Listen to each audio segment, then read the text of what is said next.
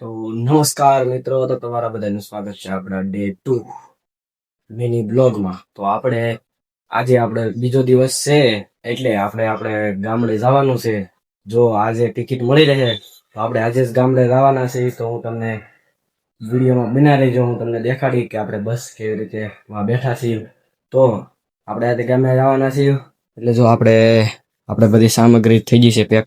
આપણે બેગે લઈ લેવાનું છે, એટલે અત્યારે આપણે તૈયારી કરીએ છીએ, કેમ કે આપણે ગામડે જવાનું છે. એટલે આપણે ને ત્યાં આપણે હવન છે, એટલે આપણે લાઈવ હવન કરશું.